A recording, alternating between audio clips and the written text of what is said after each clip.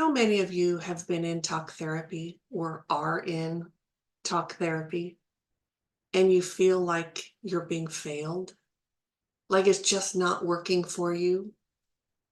You show up and you talk about what's bothering you. You talk about your feelings and emotions and things that have happened in your life, the traumas, and you just feel like you're spinning your wheels.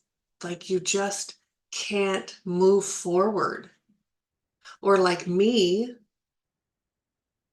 I would leave therapy and I'd feel so frustrated. And I felt worse leaving than I did going in. Talk therapy isn't for everyone. Now, if you've all listened to Mari-Lyn and I talk, you'll know that we say good things about therapy. We try to never put it down because there are times when it works, right? And there are people who go through talk therapy and it really works for them. I know one of the last talk therapist I had, I was in my 30s, it's been a while. He was wonderful and he really helped. But the several, I don't even know how many I had prior to him, they didn't help. They didn't help at all. I just felt worse. I felt duped. I really did, because sort of the status quo is that therapy is good for you. Go talk to someone and they'll make you feel better. Well, that's not true. In my case, it was not true. It didn't help. And then what I know happened to me happens to many people. And that is because it wasn't helping, because I wasn't getting better, they put me on medication, antidepressants, anti-anxiety. I don't know how many of those I've been on and tried. Mostly it was through my 20s and early 30s. And then I stopped and realized that I was never going to heal while I was on those medications.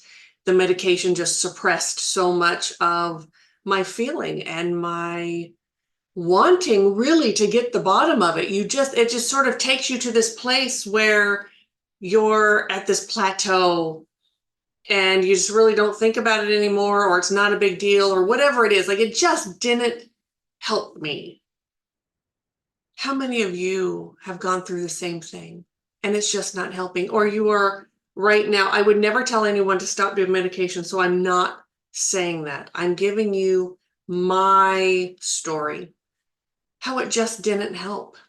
And it doesn't help everyone. It doesn't. And I'm so sorry. What worked for me was a whole different program, a whole different way, which is energy healing and finding your spiritual truth, finding out who you are. It's all in there together. And that's, part of this is I'm going to be telling you about the programs that TCS offers. But I really, whether it's with TCS or someone else or other people, I just want you to know there is help out there, and it comes in a different way. It doesn't have to be through talk therapy. So if you've been to talk therapy or you're in talk therapy and it's not working for you, it's okay to look a different direction. It's okay to look somewhere else. I felt that, I went the therapist route, different types of therapies too, but all talk therapy, different medications, nothing helped. So I decided to think outside the box. I'm going to go outside the box. I can't, this whole conventional stuff just isn't working for me. It's not working. I have no progress at all. I'm just treading water here, and I want to do more than tread water. I want to feel better. I want to heal. I don't want these behaviors. Another thing that talk therapy will do is they treat the symptoms, right? They help you with coping skills. Well, that's nice if you're on the road to recovery, but just learning coping skills and not healing the issue doesn't help. They just become a crutch. They just become this thing, one more thing that you have to worry about. I don't want one more thing to worry about. I want it to be gone. I just wanted to feel better. I remember lying on the sofa, coming home from a therapy session and just crying, saying, I'm so done feeling this way. I'm so tired of hating myself. I'm so tired of not knowing who I am. And just, it's a struggle every day. And to use these tools, in sort of air quotes, these tools they gave me to help when I had a behavior I didn't want, or I fell into something, a situation that was uncomfortable. And yeah, it would help at the moment, but what did that help? How did those little skills, those little tools to help me cope in those moments, it didn't really do anything. What did it do for me long term? Nothing. It was just another way of making me feel bad about myself. That low self-worth, that low self-esteem. I can't do it. I guess it's just, I just not meant to be happy, truly feeling joy. Like, sure, I had moments of happiness. We all do.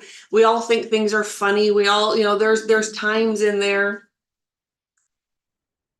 But to really feel joy, to walk around each day, even on a bad day, knowing that you have joy in your heart, knowing that it's just a moment in time. It's just a bad day or a bad moment. I'm going to get over it. I have a path that I'm on. I know my purpose. I know what I'm supposed to do. I feel the joy and I'm going to continue. That's the way I want to feel.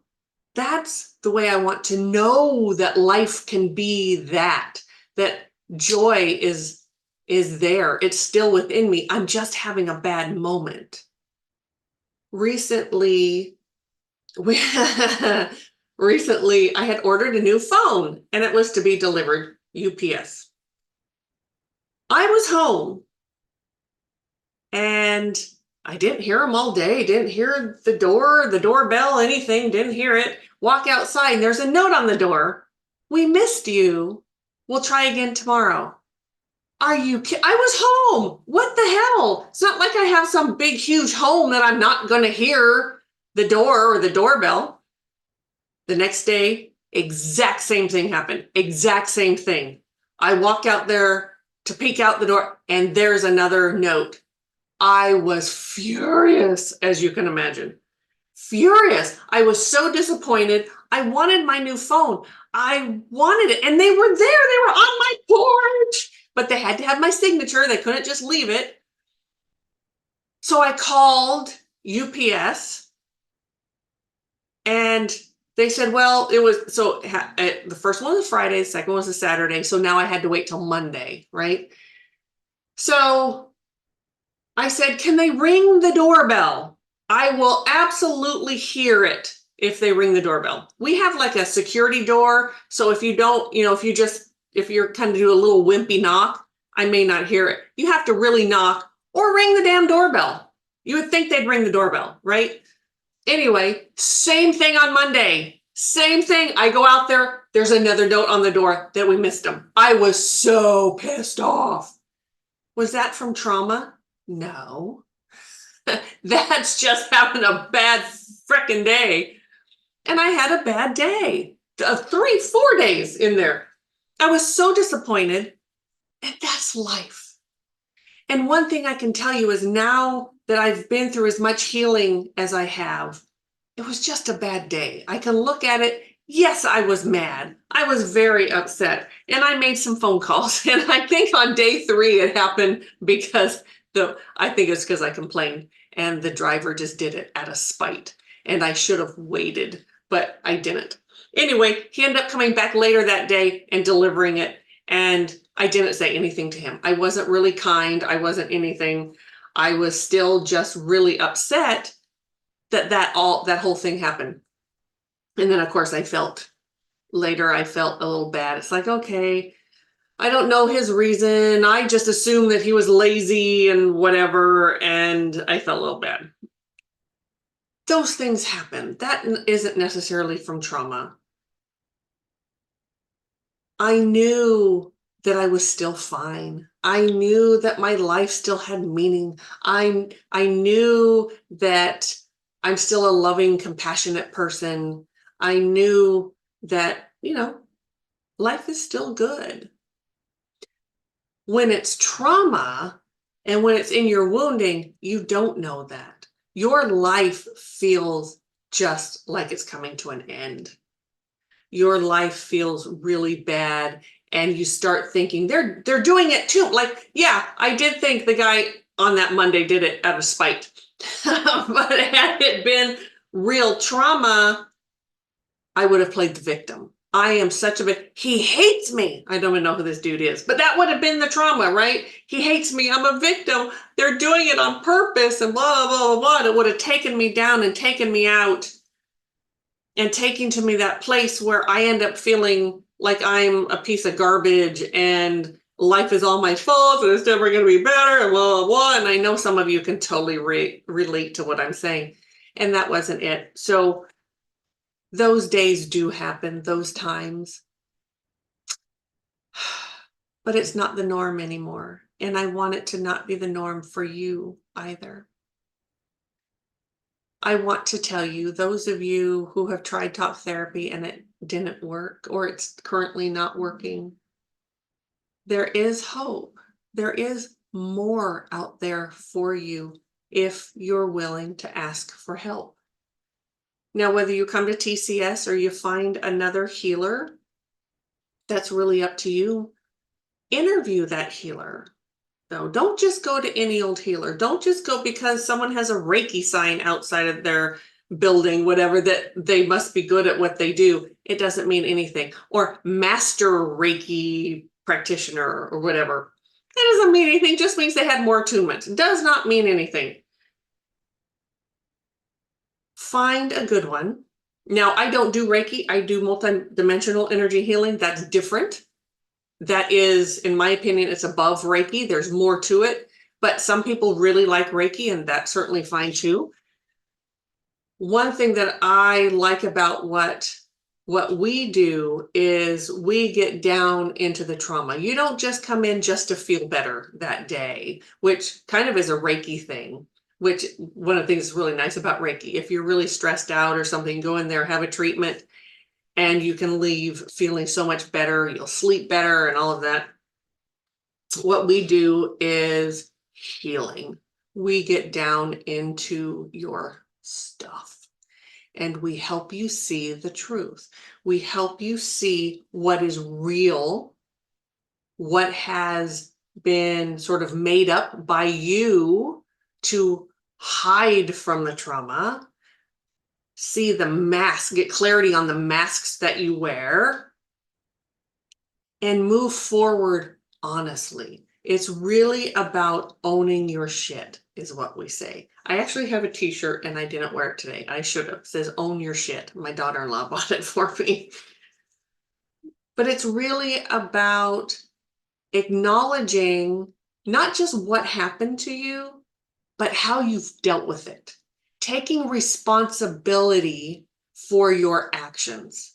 Taking responsibility for now the way you react.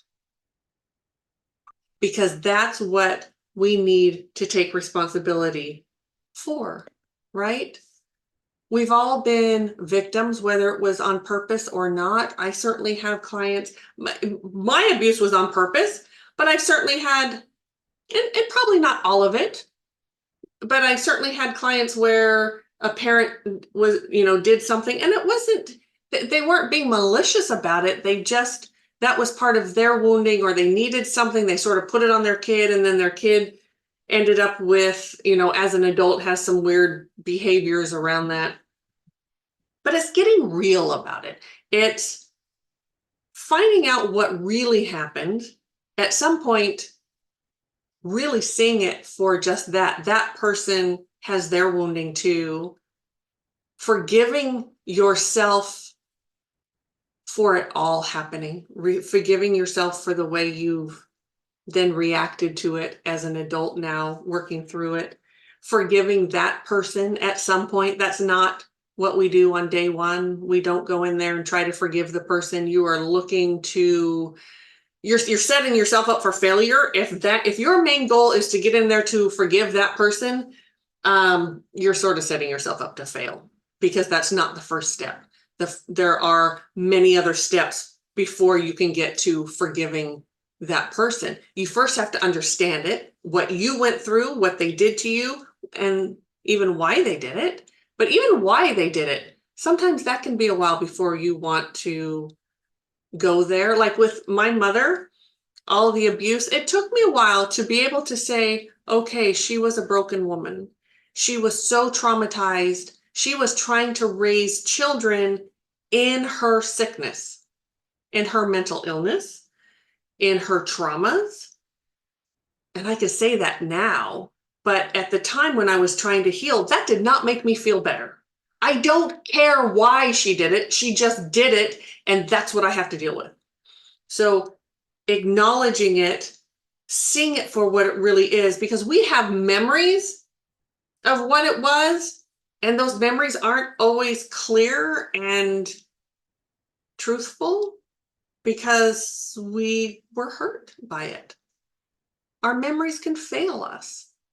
We see things differently. From our vantage point, it may have been different. That doesn't mean that it's not valid, that your thoughts and the way you saw it isn't valid, because it is. But sometimes truth will come to the situation. I've had that happen many a time. I remembered a particular situation in my childhood this way.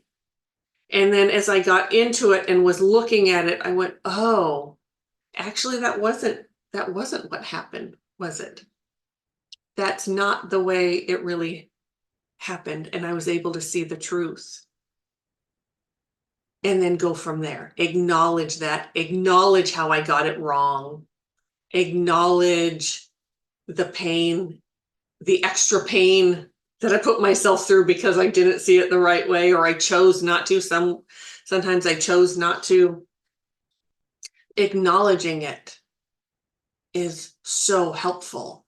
Acknowledging it, seeing the truth of it, and owning it, taking responsibility for your own piece of the pie. So yes, situations where you were abused, certainly as a child, was not your fault. You were a victim, absolutely. However, taking that then as you got older and hurting other people in that wounding, hurting yourself, not being true to yourself, having anger issues, depression, blah, blah, blah, blah, blah, blah. The way you treated others is really the biggest thing, and the way you treat yourself, and acknowledging that and bringing that to its rightful conclusion of, okay, I need to forgive myself. I need to acknowledge it. I need to forgive myself and heal this, detach from it, and move on. That's one thing with energy healing. Energy healing is really good about helping you energetically detach from it, because emotions are energy. And when we feel something, a real heavy feeling, and as you know, depression, anger, guilt, shame, envy, any of those emotions are really heavy and dense, and they stick in our body, and they become blocks. They become roadblocks that we kind of go around. We no longer can take that road. We have to go around it. And that's where some odd behaviors come from, or the way we think about things. And we have to be able to get in there and accept it. I put this roadblock here, and I'm going to take responsibility. I'm going to apologize to people if I can. Sometimes you can apologize, sometimes you can't. And there are ways to apologize to them if, say, they're not around anymore. And move on and move through it. And sometimes the adopted thinking or those adopted behaviors will come up where you've healed that, but then sometimes you do some of the same behaviors, and that's adopted thinking. And that goes more to the coping skills, where you can learn to unwire those the way it's wired in your brain. Energy healing can also help with unwiring in your brain. But there are things you can do, and I would really ask you to think about what it is you want. Do you want to find joy? Do you want to find who you are and why you're here, what your purpose is?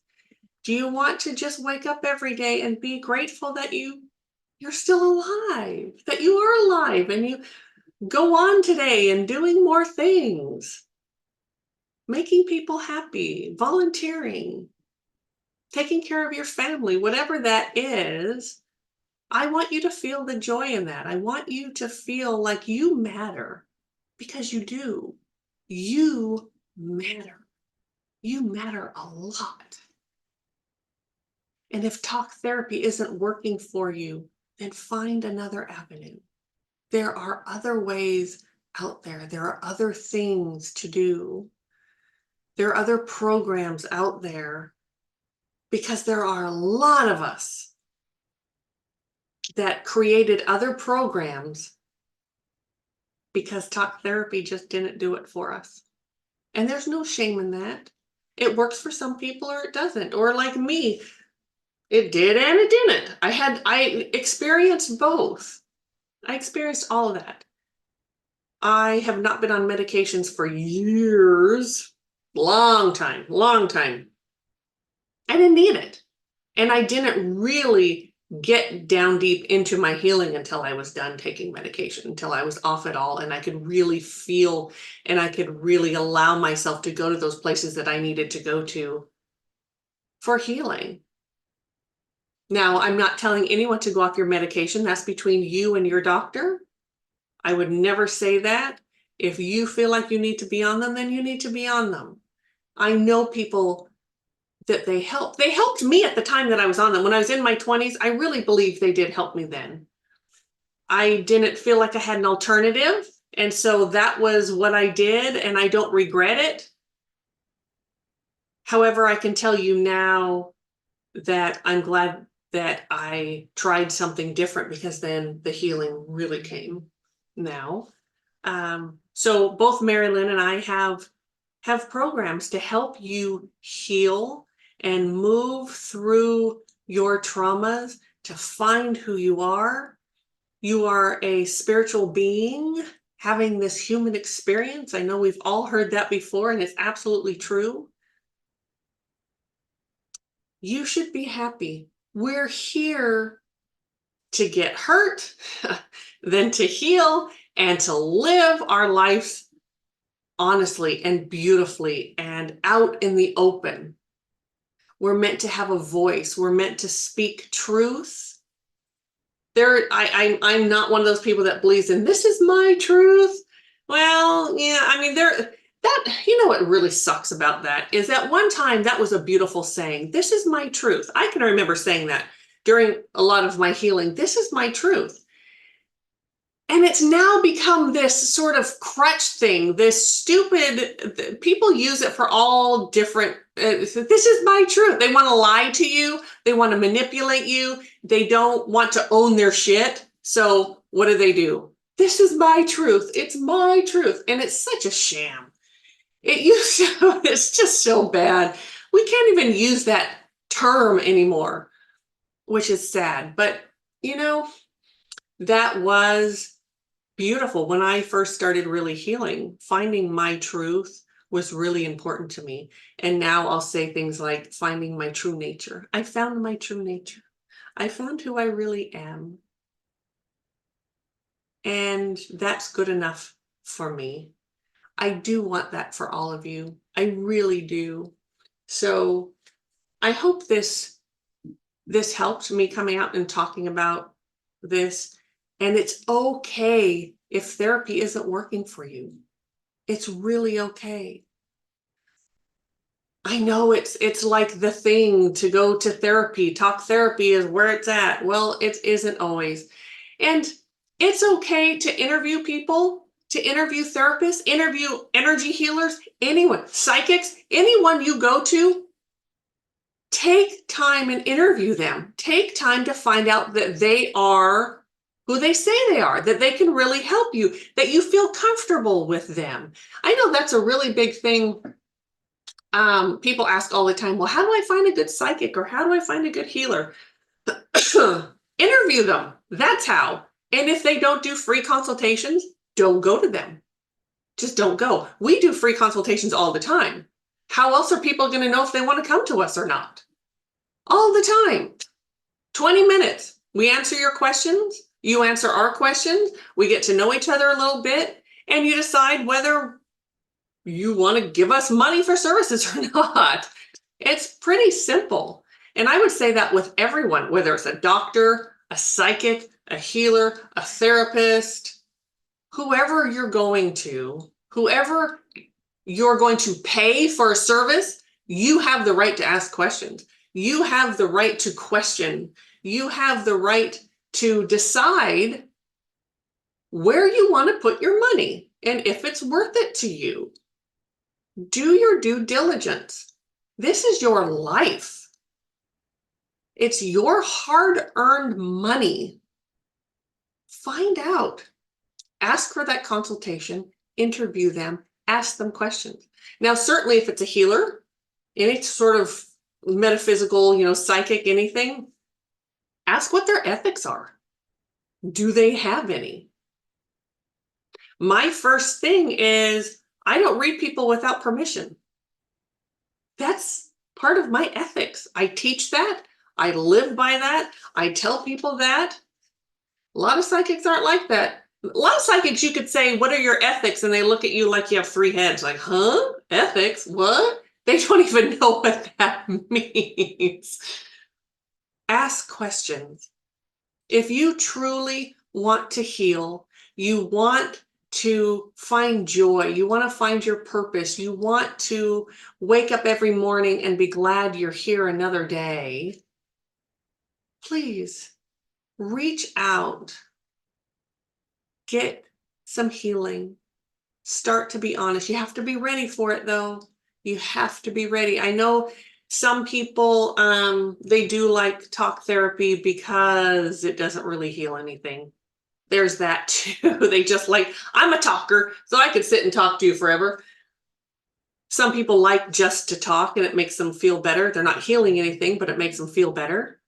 But if you're really ready to do that healing, to dive deep and find that within yourself, go out and do it. Go out and find someone. Start interviewing people. Be on a mission to find that person who's really going to help you grow, help you heal. We're out there. We are. Okay.